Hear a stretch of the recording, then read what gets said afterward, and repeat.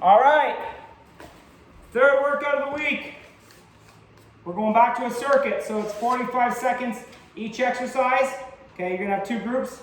Group 1 is gonna have 4 exercises, group 2 is gonna have 4 exercises. So in group 1, you're gonna run through all 4 exercises 4 times. So you're gonna go 1, 2, 3, 4 back to starting, 1, 2, 3, 4 back to starting, 1, 2, 3, 4 back to starting, 1, 2, 3, 4 back.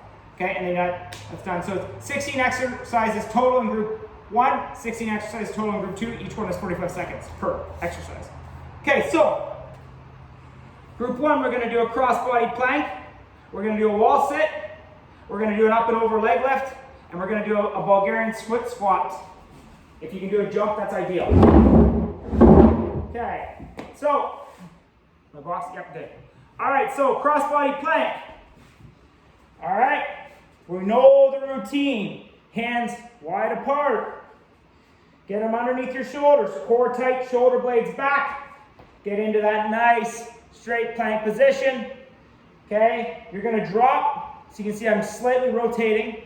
I'm dropping that left hip a little bit and bringing that left leg across the right knee. You're gonna drop the right hip, bring it across. Drop the left hip. So you can see I'm doing a slight hip drop to bring that knee across. Slight hip drop, knee across. Okay, so you're going opposite knee to opposite elbow. Slight turn, drive it across. Slight turn. Okay, so cross-body planks. So opposite knee, opposite elbow is your first exercise.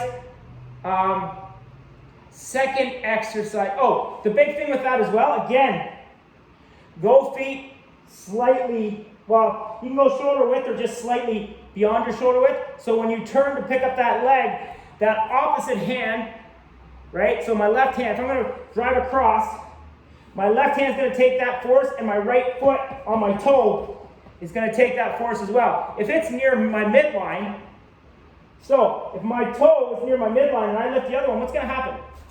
Right, I don't have that counterbalance stability. So, go about shoulder width. When I drop, it's easier for me because I have that hand planted in and I have that toe stabilizing me on the backside, okay? So make sure you do that. I've seen that in the past. People get too close together, you lose that counterbalance stability. All right, so that's a cross-body plank. Next one is a wall sit. Okay, I'm gonna move this up a little bit. You can do your standard 90-degree wall sit, so feet shoulder width apart. You're gonna push through mid-foot, get down to 90, and hold. Okay? And this is it. You might have to go a little bit farther up if you can't hold it as low. Maybe your legs get tired, that's okay. Now, if that's too easy for you, what you can do is, you see I'm slowly bringing my foot, I'm gonna bring it close to my midline of my body. I'm gonna go down, and I'm gonna lift that opposite leg. Okay, and then I'm gonna switch. So you can see here how I brought my feet close to my midline, because what's gonna happen if I keep it out shoulder width apart and lift one leg? Unless you have amazing strength to drive yourself back into that wall, you're gonna fall over, right? When I lift my leg, I'm gonna fall over. So if you're gonna lift the leg, bring both feet close to the midline, the center of your body, get into your into your wall sit, lift. Okay? If you can hold it for a count of 10, that's ideal. So you're gonna go 1, 2, 3, 4, 5, 6, 7, 8, 9, 10. You're gonna switch. 1, 2, 3, 4, 5, 6, 7, 8, 9, 10, and switch back, okay? You might even do that for maybe one count of 10 on each leg and then go back to your regular wall sit. Okay, so you have options. Next is your up and over leg lifts. So, you're gonna start in this position, core tight, shoulder blades back, like you're holding a tennis ball. Get those hands, put it down. You're gonna start on one side of your mat. Lift up and over the other side. Up and over the other side. Touching those heels down. Okay? And that's it. You're going to drive them up. Create that horseshoe movement. You will notice when you drive them up, that core is going to get tight. Okay, so you're going to go slight bend in the legs. You don't want your legs straight because you want to activate that core, so slight bend. Bring them up and over. Up and over. Okay, If you have to rest, that's okay. This is a tough exercise to do for 45 seconds straight. All right, but that's your up and over leg lifts. Okay? Last one we're going to try is a Bulgarian split squat. If you can do a jump, that's ideal. I will show you it. You're going to do 5 on one side and then switch to your other foot. So, Bulgarian split squat. You can have your back leg up on a bench, a chair, stair, coffee table, whatever you have available. Okay? Again, you'll notice my back leg is roughly shoulder width. When I step back onto it, I'm going to create like that shoulder width apart stability. I'm going to go on my toe, my front foot. Okay, if I feel my pressure go onto my toe, what do I got to do? Step out, right? I'm going to create that mid-foot pressure. Get that foot locked in. Big toe, back heel, claw-like mentality. Core tight, shoulder blades back. I'm going to stay upright. Okay, now, you can just do your regular split squats here. Or, if that's too easy, you can take that outside arm. So my left foot is down. It's going to be my left arm. I'm going to drive myself up. Cushion that landing. Drive myself up. Okay? So you can do those instead. And then obviously you do 5. And you switch legs. Same idea.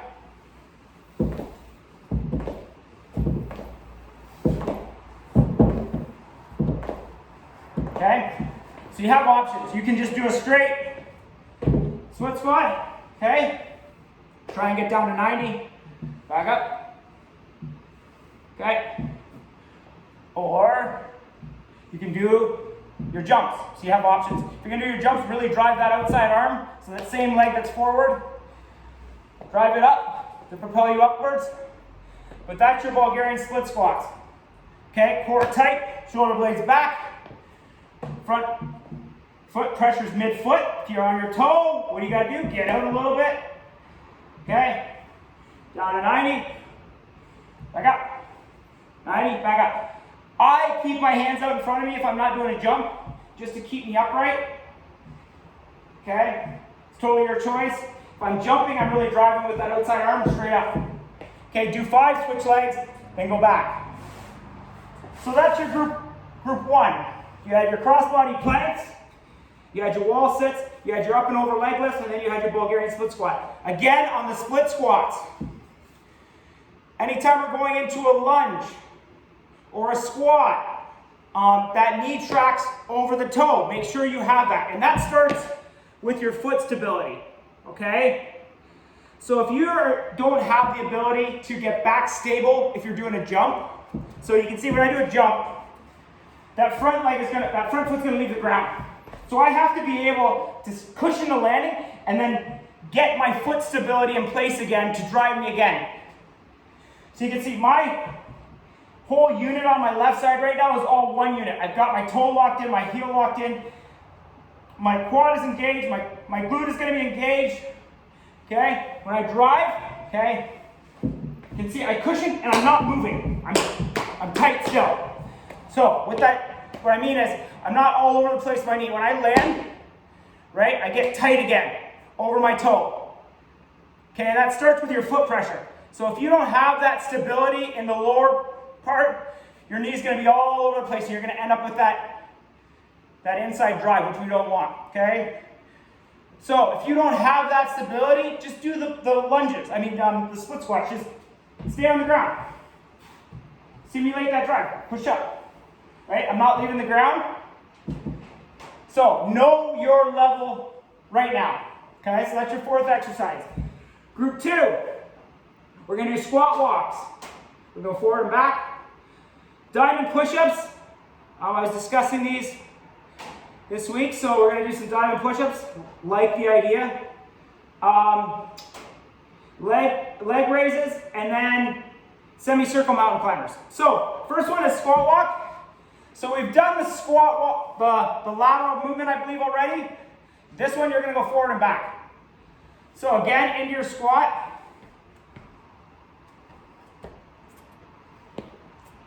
You're going to go mid-foot on your walks, back mid-foot. So you can see even me right now, I'm tight. Okay? I can't get too low on my squat walks. I have to stay above 90, and that's because I got some mobility work to do that I haven't been doing. But know that, right? I'm aware of that. Don't get down lower where you're on your toes. Stay mid-foot. So if your mid-foot is here, that's fine. Right? See, I'm staying shoulder width apart. Mid-foot. Mid-foot. I'm not getting on my heels. I'm keeping my body upright, my chest upright. So core tight, shoulder blades back. I keep my hands out in front of me on this. Keep me upright. So you can see, even Kyle's got a lot of work to do here. Okay, so that's your squat walks.